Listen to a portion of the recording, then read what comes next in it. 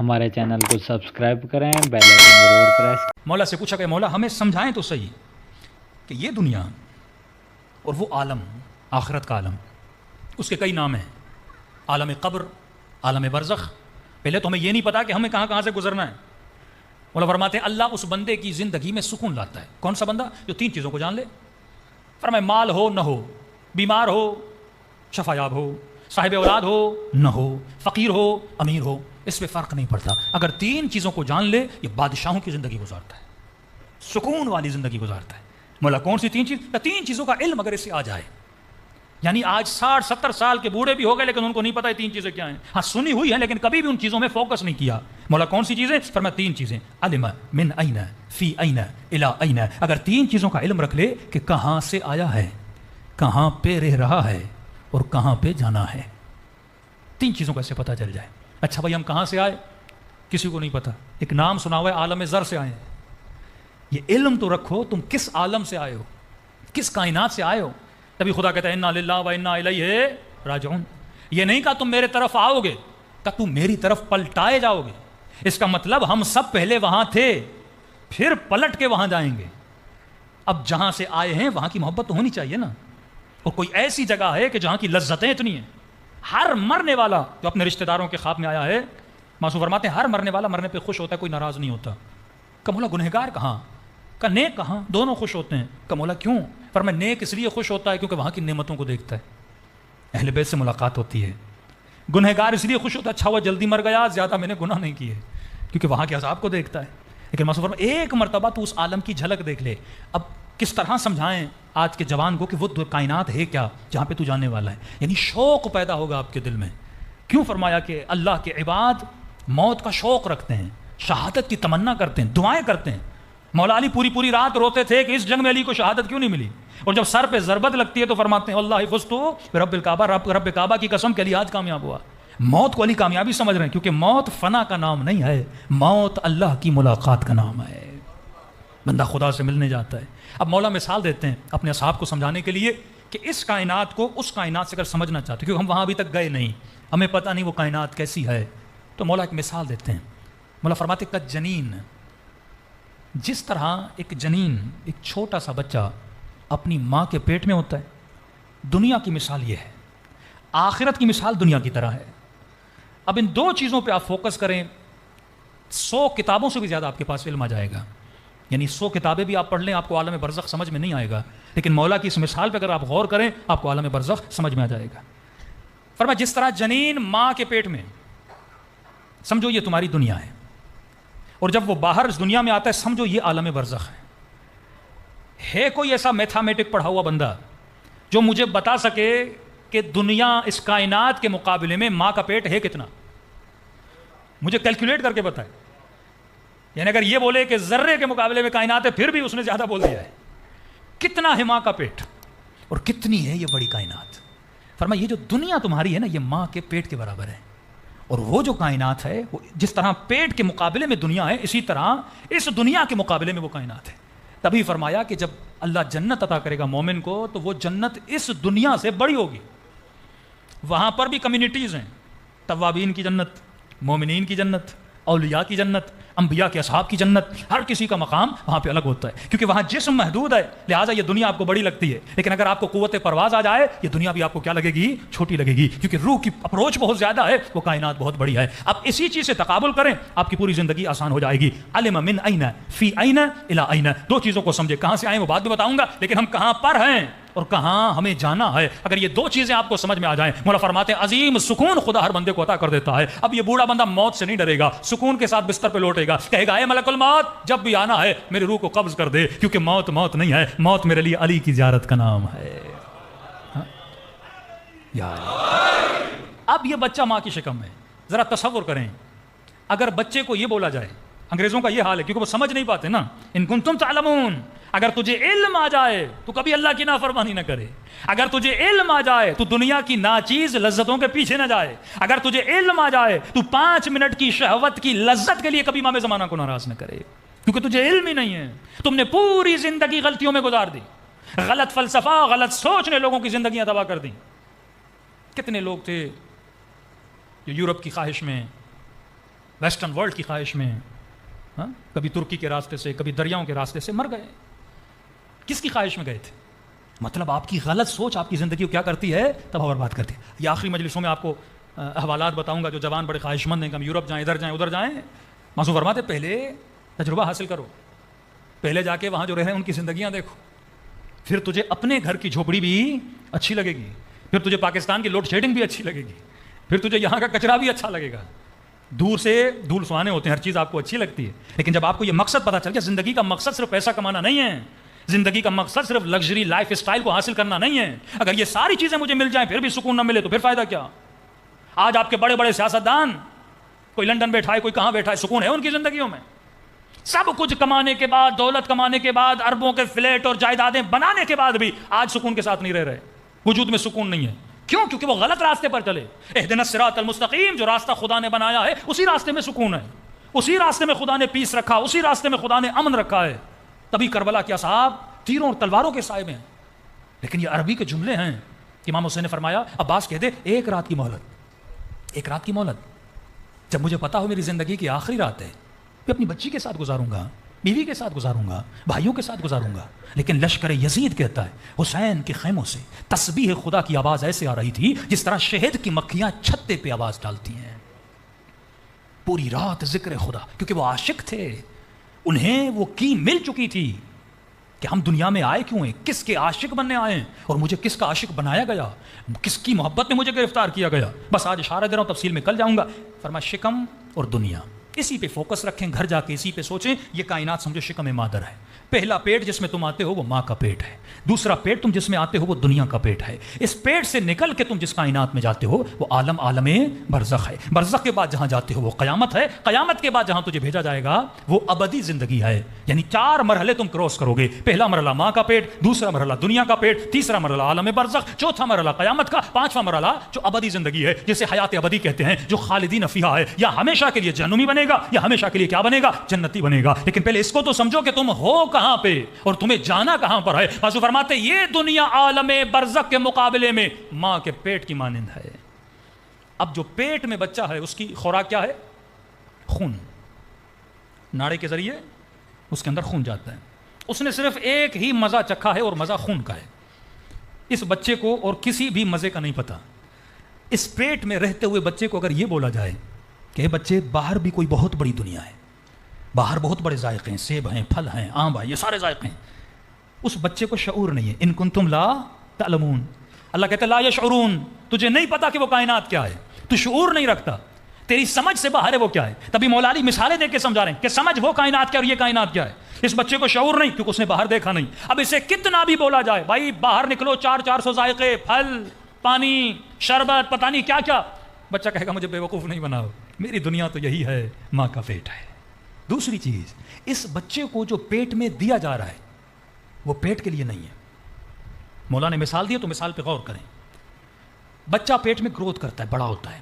یہ پیٹ میں جاتا کیوں ہے؟ ایک لمیٹڈ ٹائم کے لیے، 9 منتھ یا 8 منتھ کے لیے یا 10 منتھ کے لیے بچہ پیٹ میں ہوتا ہے. جیسے کمپلیٹ ہوتا ہے پیٹ سے باہر آ جاتا ہے. اب وہ کمپلیٹ یا انکمپلیٹ، لیکن اسے ایک مدت کے بعد پیٹ کے کہاں آنا ہے؟ باہر آنا ہے. اب اس پیٹ میں بچے کو دیا کیا جا رہا ہے؟ ہاتھ دیے جا رہے ہیں، آنکھیں دی جا رہی ہیں، زبان دی جا رہی ہے، کان دیے جا رہے ہیں. کیا یہ ہاتھ اور پاؤں اور کان اس پیٹ کے کام میں ہیں؟ تھکے تو نہیں آپ لوگ؟ چٹپٹی مجلس پڑھنا شروع کر دوں گا، تھک گئے تو. میں نے 100 بار سوچا کہ موضوع پڑھا بھی جائے کہ نہ پڑھا جائے، کیونکہ مشکل موضوع ہے اور اس میں پھر کشش پیدا کرنا بڑا مشکل ہوتا ہے. لیکن معاشرے کی ساری برائیوں کو دیکھنے کے بعد، پاکستان ہو، اب امریکہ تو نہیں گا لیکن یورپ، UK، افریقہ، سارے مومنین کا حال دیکھنے کے بعد یہی مجھے سمجھ آیا کہ لوگوں کو پتہ نہیں وہ دنیا میں آئے کیوں. واللہ اگر آدمی کو پتہ چل جائے، فرمایا من عرف نفسہ فقد عرف ربہ. ہم نے ابھی تک خود کو نہیں پہچانا، خود کو ضائع کر رہا ہے یہ جوان، اسے پتہ ہی نہیں ہے دنیا میں آیا کیوں ہے. ایک مومن، یعنی وہاں پہ میں نے مایوس چہرے دیکھے. یہاں تو الحمدللہ پاکستان میں جب مجلس پڑھتے ہیں، ابھی جہاں جہاں میں پڑھ کے آیا ہوں 80% مجھے جوان طبقہ نظر آ رہا ہے. یہ شوق اور ذوق ہے. لیکن اب یورپ جائیں، UK جائیں، سارے بوڑھے بیٹھے ہوتے ہیں جوان آتے ہی نہیں. جو کشش آپ کو یہاں مل رہی ہے وہاں نہیں ہے، کہ لوگ سسٹم کو نہیں سمجھ پاتے. مطلب کفر کے سسٹم میں رہتے وہ اسلام والا بننا چاہتے، ہو نہیں سکتا. جو بیسک ہے اسلام کی سسٹم کی اگر آپ کو وہ سمجھنا ہے اللہ کی سب سے بڑی امانت انسان کی اولادیں تباہ و برباد کر دی لوگوں نے. سید فیملیاں میں نے دیکھی 14-15 سال کی بچیاں دوپٹے انہوں نے اتار دیے. اب کہتے ہیں مولانا ہم نے تو بڑی کوشش کی. کیا کوشش کی تم نے؟ تو دن رات پیسے کے پیچھے لگا رہا, تو لگژری لائف کے پیچھے لگا. مل گئی نا سب چیز, اب سکون ہے بڑھاپے میں تمہیں؟ کیا منہ دکھاؤ گے قیامت میں؟ اب سنو مولا علی کے جملے. مولا فرماتے ہیں یہ پیٹ میں جو اس بچے کو ہاتھ دیے, پیٹ کے لیے دیے, کسی کام کے نہیں, فالتو ہیں. پیٹ میں آنکھ کام کی نہیں, کیا دیکھے گا وہ؟ پیٹ میں کان کام کے نہیں, کیا سنے گا وہ؟ جو اعضاء اس کو پیٹ میں دیے گئے وہ پیٹ کے لیے نہیں تھے, وہ دنیا کے لیے تھے. جو چیزیں وہاں بن رہی تھیں وہ پیٹ کے لیے نہیں تھیں, وہ دنیا کے لیے تھی. اسی طرح تو دنیا میں اللہ تجھے جو کچھ دیتا ہے وہ دنیا کے لیے نہیں دیتا.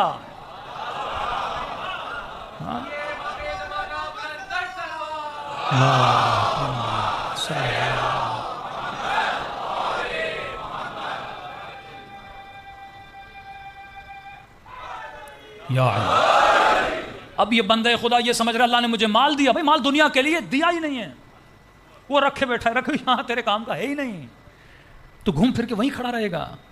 جو کچھ خدا نے تجھے ماں کے پیٹ میں دیا دنیا کے لیے, یعنی وہاں زبان اس لیے دی کیونکہ دنیا میں کوئی سیب تھا, وہاں کان اس لیے دیے کیونکہ دنیا میں کچھ آوازیں تھیں تجھے سننی تھیں, وہاں پہ ٹانگیں اس لیے دی کیونکہ دنیا میں تجھے چلنا تھا, ماں کے پیٹ میں تو چل نہیں سکتا, وہاں پہ ہاتھ اس لیے دیے کیونکہ دنیا میں آ کے تجھے محنت کرنی تھی, کام کرنا تھا, وہاں کے لیے کچھ نہیں تھا.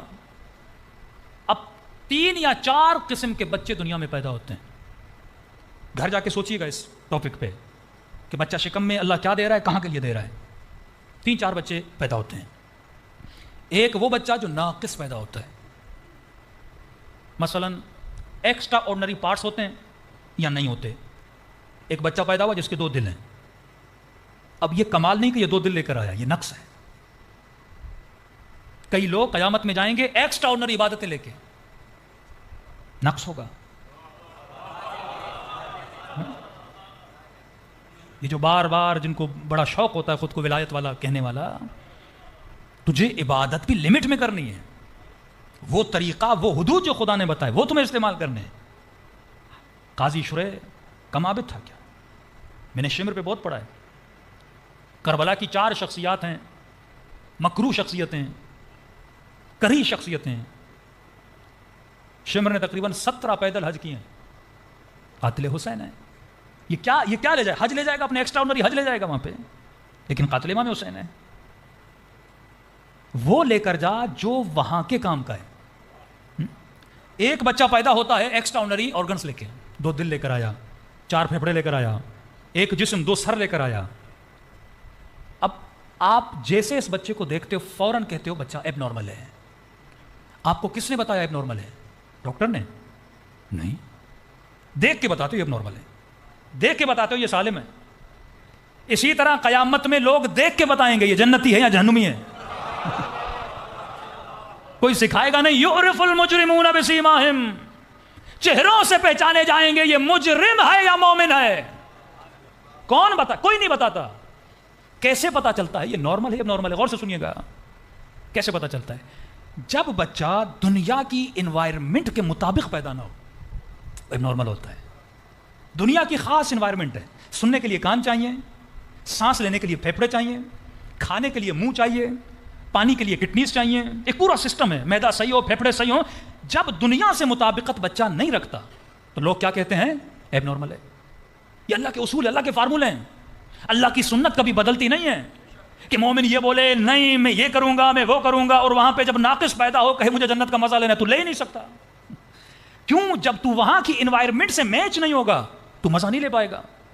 ہٹا کٹا بچہ پیدا ہو, منہ سیاہ ہوا ہو, کان کام نہ کریں, وہ اذیت میں ہوگا. کیا دنیا اسے اذیت دے رہی ہے؟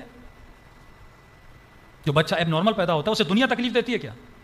دنیا تو اپنی جگہ پر ہے, آوازیں آ رہی ہیں, تصویریں ہیں, لیکن اسے تکلیف کیوں ہوتی ہے؟ کیونکہ یہ تصویر دیکھ نہیں پاتا, اندھا پیدا ہوتا ہے. یہ خود تکلیف میں ہوتا ہے کیونکہ اس کے اندر نقص ہے. جب یہ ناقص ہوتا ہے, جب دنیا کی لذت سے فائدہ نہیں لے پاتا, تکلیف میں آتا ہے. جب یہ دیکھتا ہے سارے لوگ مجلس سن رہے ہیں, آواز سن رہے ہیں, کوئی سلوات پڑھ رہا ہے, کوئی واہ واہ کر رہا ہے, اب یہ بیچارہ سن نہیں سکتا, یہ تکلیف میں ہے کیونکہ دنیا کی ایک نعمت سے فائدہ نہیں لے پا رہا. جب یہ چکھنے کی تکلیف اس کی ختم ہو جاتی ہے، جب یہ چیزوں کو سونگ نہیں پاتا، جب یہ چیزوں کو دیکھ نہیں پاتا، تکلیف میں آتا ہے، تو نقص دنیا میں نہیں ہے، جب نقص اس کے اندر ہوتا ہے، لہٰذا یہ 60-70 سال جو دنیا میں گزارتا ہے تکلیف میں گزارتا ہے، بندہ بوڑھا ہو جاتا ہے نا، گھٹنے کام نہیں کرتے، بھئی دنیا تو وہی ہے، تو تکلیف میں کیوں ہے؟ کیونکہ تو صحیح سے چل نہیں پا رہا، تیرے دانت چلے گئے تو چبا نہیں پا رہا، تو تکلیف میں ہے، آنکھیں کمزور ہو گئی، مولانا صحیح سے نظر نہیں آ رہا، تو تکلیف میں ہے، چیزوں کو دیکھ نہیں پا رہا، کیونکہ نقص تیرے اندر ہے، لہٰذا تو تکلیف میں چلا جاتا ہے۔ فرماتے ہیں بالکل اسی طرح جب آخرت میں دنیا کے پیٹ سے نکل کے برزخ کے پیٹ میں تو پیدا کیا جائے گا، اگر تیرے اعضاء کامل نہیں ہوں گے، جب تو وہاں کی لذتوں سے فائدہ نہیں لے پائے گا، تو تکلیف میں چلا جائے گا۔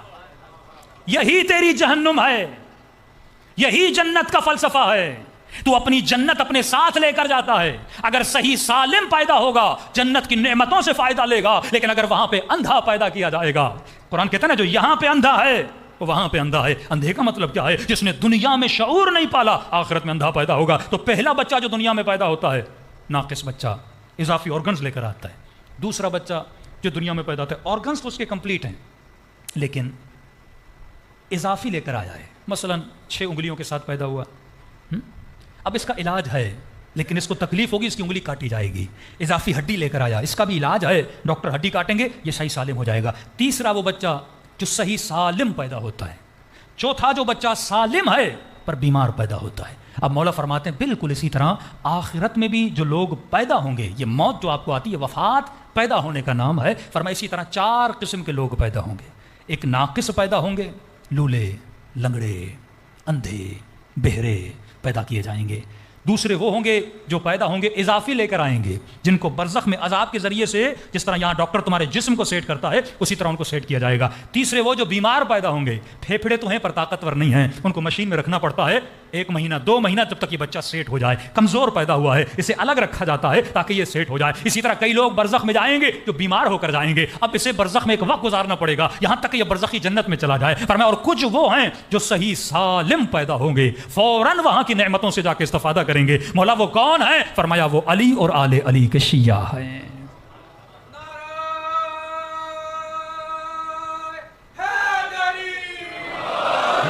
جو صحیح سالم پیدا ہوں گے، جو وہاں پہ نعمتوں سے جا کے فائدہ لیں گے۔ کہ مولا ناقص کون پیدا ہوں گے؟ فرمایا کافر، مشرک، منافق، یہ قطع الاعضاء کے ساتھ پیدا ہوں گے، کیونکہ برزخ میں بھی اللہ تجھے کیا دے گا؟ جسم عطا کرے گا۔ فرمایا جسم کوئی نہیں بناتا، اے مؤمن، اے مؤمنہ، تو اپنا جسم خود بناتا ہے۔ آنکھوں سے اگر حرام کی طرف نہ دیکھے گا، یہ آنکھیں قیامت میں صحیح سالم ہوں گی۔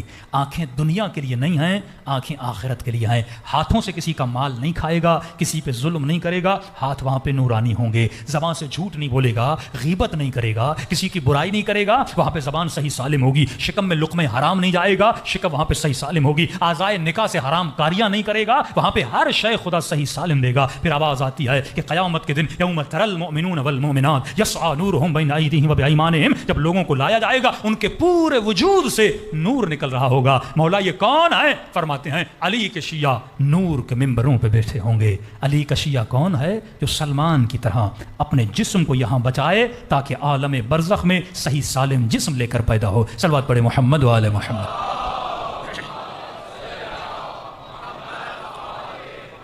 کربلا والوں نے کربلا کے میدان میں اپنے جسموں کو قربان کیا، کیونکہ ہم یہاں جسم بچانے کے لیے نہیں آئے، جسم قربان کرنے کے لیے آئے۔ مال بچانے کے لیے نہیں آئے، مال قربان کرنے کے لیے آئے ہیں۔ جتنا برزخ کا فلسفہ کلیئر ہو جائے گا اتنے آپ کے اعمال بھی کلیئر ہو جائیں گے۔ تبھی فرمائے مومن یہ غذا روحانی ہے، یہ مجلس روح کی غذا ہے۔ کئی میں نے لوگ دیکھے، بھائی آپ کیا کریں مولانا، آپ کچھ کرنے کو ہے نہیں، کیوں؟ کا پیسہ کما لیا، گھر بنا دیا، بچوں کی شادی کر لی، اب کچھ نہیں ہے کرنے کے لیے۔ اس نے سمجھا تھا میں دنیا میں اس لیے آیا ہوں، اسے پتہ ہی نہیں میں دنیا میں کس کے لیے آیا ہوں۔ لیکن زین العابدین کو دیکھو، سیدہ زینب کو دیکھو، زندان شام ہے، اندھیری رات ہے، بی بی اٹھتی ہیں، وضو کرتی ہیں، بیٹھ کے نماز پڑھتی ہیں۔ سیدہ زینب کو بھی نماز پڑھنے کی ضرورت ہے۔ عالمہ غیر معلمہ، کیا وہ اجر جمع کر رہی ہیں؟ نہیں، بی بی کو پتہ ہے میں دنیا میں آئی کیوں۔ جب تک اپنے رب عالمین کا شکر ادا نہ کیا جائے، جو نعمتیں انہوں نے اہل بیت علیہ الصلوۃ والسلام کو عطا کی ہیں۔ امام سجاد پوچھتے ہیں کہ پھوپھی اماں، میں نے پورے سفر میں آپ کو بیٹھ کر نماز پڑھتے ہوئے نہیں دیکھا، فقہی مسائل جانتی ہیں سیدہ، تب تک بیٹھ کے نماز نہیں پڑھ سکتے جب تک تیرے وجود میں تکلیف نہ ہو۔ فرماتی ہیں سجاد میرے لال زندان میں کھانا بہت کم آتا ہے، زینب سارا کھانا بچوں میں تقسیم کر دیتی ہے، اب میرے بدن میں طاقت نہ رہی کہ کھڑے ہو کر نماز پڑھوں۔ تو یہ کہنا تو بنتا ہے نا کہ وائے ہو مجھ پہ، میرا جسم بھی سالم ہے۔ امام سجاد کی پیٹھ پہ کتنے تازیانے لگے، کتنے پتھر لگے، کتنے دن کے پیاسے اور بھوکے تھے، کیا پیغام دے رہے ہیں کہ مقصد بشریت کیا ہے۔ اسی لیے امام زمانہ ایک مومن کو فرماتے مومن جب آنکھوں میں آنسو آ جائیں سب سے پہلی دعا جو کرنا میرے ظہور کی دعا کرنا، کہ مولا خدا کو جب دعا کے لیے ہاتھ بلند کروں تو کون سا واسطہ دوں؟ فرما اللہ دو واسطے کبھی رد نہیں کرتا، کہ ایک میری پھپھی زینب کا واسطہ، دوسرا میری